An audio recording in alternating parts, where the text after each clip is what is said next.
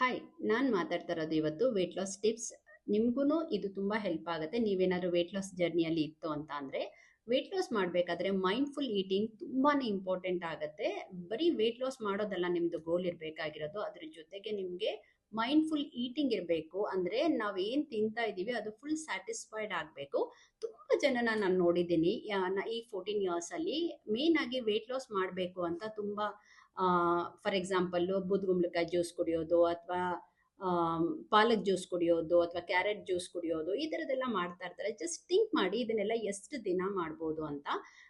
Mindful eating ತುಂಬಾ important ಆಗುತ್ತೆ. ಅಂದರೆ ಪ್ರತಿಯೊಬ್ಬರಿಗೂ ಮಾಡೋಕ್ಕಾಗಲ್ಲ. ಒಬ್ಬೊಬ್ರು ಹೆಲ್ತ್ ಬಗ್ಗೆ ತುಂಬ ಸೀರಿಯಸ್ ಆಗಿತ್ತು ಅಂತ ಅಂದರೆ ಅವ್ರು ಮಾಡ್ತಾರೆ.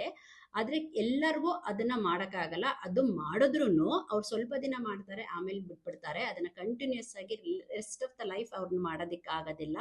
ನೀವು ತಿಳ್ಕೊಬೇಕಾಗಿರೋದಿಲ್ಲಿ ವೇಟ್ ಲಾಸ್ ಮಾಡಬೇಕಾದ್ರೆ ನಾವು ಏನು ತಿಂತೀವಿ ಅದು ಫುಲ್ಲು ನಮ್ಮ ಸೆಲ್ಸ್ ಸ್ಯಾಟಿಸ್ಫ್ಯಾಕ್ಷನ್ ಆಗಬೇಕು. ಇದು ಮೈಂಡ್ಫುಲ್ ಈಟಿಂಗ್ ಅಂತ ಹೇಳ್ತೀವಿ. ಯಾವಾಗ ಆ ಸೆಲ್ಸ್ಗೆ ನಾವು ತುಂಬ ಖುಷಿ ಅನಿಸುತ್ತೆ, ಅಂದರೆ ನಾವು ಹೆಲ್ತಿ ಫುಡ್ ಎಲ್ಲ ಕೊಟ್ಟು ಅದು ಚೆನ್ನಾಗಿ ಊಟ ನಾವು ತೃಪ್ತಿಯಾಗಿ ಮಾಡ್ತೀವಿ, ಅವಾಗ ನಮಗೆ ವೇಟ್ ಲಾಸಲ್ಲಿ ತುಂಬ ಈಸಿ ಆಗುತ್ತೆ. ಒಂದ್ಸರಿ ನಾವು ಮೈಂಡ್ಫುಲ್ ಈಟಿಂಗ್ ಮಾಡಲಿಲ್ಲ ಅಂತ ಅಂದರೆ ವೇಟ್ ಲಾಸ್ ಆಗುತ್ತೆ, ಮತ್ತೆ ಇದೆಲ್ಲ ಯಾರಿಗೂ ಮಾಡೋಕ್ಕಾಗಲ್ಲ ಅಂತ ಬಿಟ್ಟಾದ್ಮೇಲೆ ಮತ್ತೆ ಅದು ಬೌನ್ಸ್ ಬ್ಯಾಕ್ ಆಗತ್ತೆ. ಸೊ ಈ ಥರ ಯಾವತ್ತೂ ಆಗಬಾರ್ದು. ಒಂದ್ಸರಿ ನೀವು ವೇಟ್ ಲಾಸ್ ಮಾಡ್ಕೊಂಡ್ಮೇಲೆ ಅದು ಮ್ಯಾನೇಜ್ ಮಾಡೋದು ತುಂಬಾ ಇಂಪಾರ್ಟೆಂಟ್ ಆಗುತ್ತೆ.